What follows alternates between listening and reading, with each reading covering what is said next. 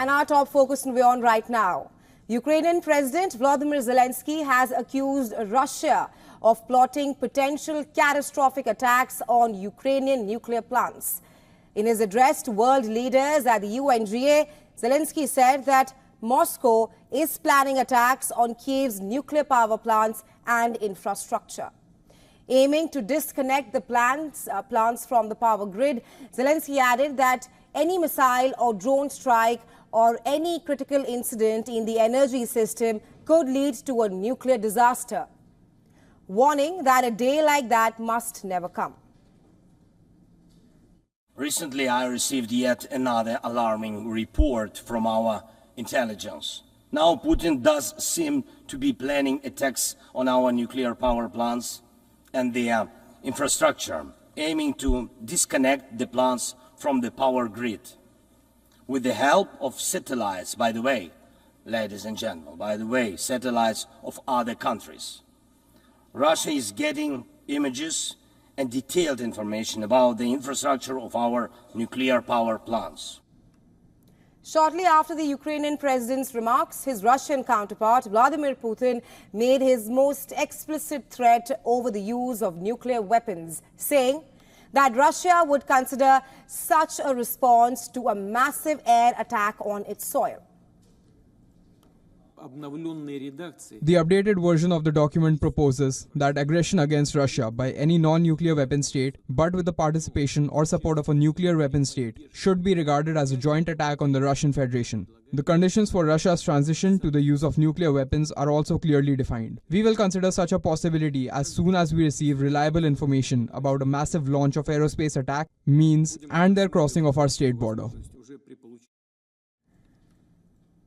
Ukraine has been pushing the United States and its allies to ease restrictions on weapons that can be used to strike deeper into Russia.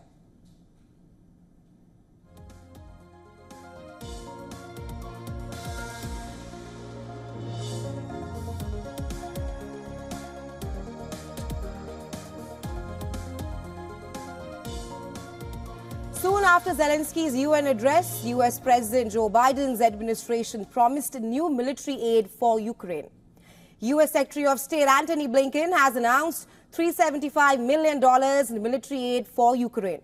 The package that includes HIMARS, precision rocket launchers, cluster munitions and light tactical vehicles, assuring that the US is committed to Ukraine's defense against what he called Russia's brutal aggression.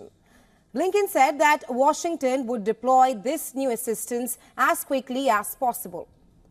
Now, this is likely to be the last such visit before the November polls that could perhaps shape Washington's policy towards Kyiv.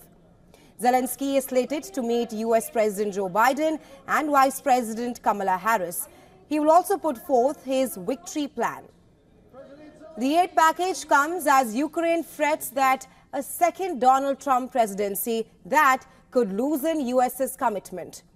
Trump has repeatedly praised Russian President Vladimir Putin and has refused to take a side on the war. While as Kyiv seeks to cover all bases, Zelensky plans to meet the former US President Donald Trump during his visit as well. Thank you.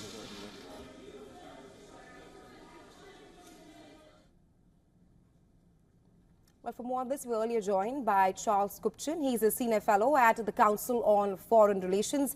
Here's what he had to say on Zelensky's victory plan. Take a listen.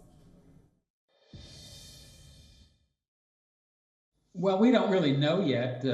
Zelensky has been talking about this so-called plan for almost a month now, but he is waiting to expose the details until he meets with President Biden in Washington tomorrow on Thursday, Washington time. From what we can gather, Zelensky is going to ask for permission to take deep strikes on Russian territory using US-provided weapons. He's going to ask for more economic and military assistance. He appears to be ready to ask for some kind of formal commitment to be invited to join NATO, Ukrainian membership in NATO. Whether there is also some kind of proposal to move to diplomacy, to directly engage Russia in a dialogue, We don't know. He did say after the last peace summit in Switzerland that he wanted Russia to participate in the next one. But whether he actually has a concrete plan for engaging Russia at this point remains unclear. We may know more after the meeting with Biden.